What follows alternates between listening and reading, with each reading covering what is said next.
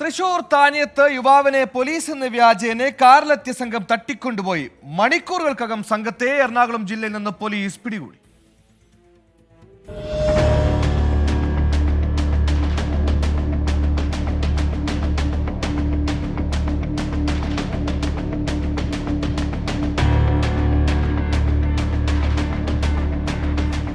പെരിങ്ങോട്ടുകര സ്വദേശി വാഴൂർ വീട്ടിൽ കൃഷ്ണദേവിനെ ഇന്നലെ രാത്രി 10 മണിക്ക് വീട്ടിൽ നിന്നാണ് കാറിലെത്തിയ 3 അംഗ സംഘം തട്ടിക്കൊണ്ടുപോയത്.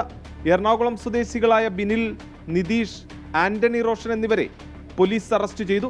പോലീസുകാരാണെന്ന് പറഞ്ഞ് ബലമായി കാറിൽ കയറ്റിക്കൊണ്ടുപോവുകയായിരുന്നു. തുടർന്ന് വീട്ടുകാർ അന്തിക്കാട് പോലീസിൽ വിവരം നൽകി. ഇവർ സഞ്ചരിച്ചിരുന്ന വാഹനം എറണാകുളം ഭാഗത്തേക്കാണ് പോയതെന്ന വിവരത്തിന്റെ അടിസ്ഥാനത്തിൽ മറ്റു സ്റ്റേഷനുകളിലേക്ക് പോലീസ് വിവരം കൈമാറി.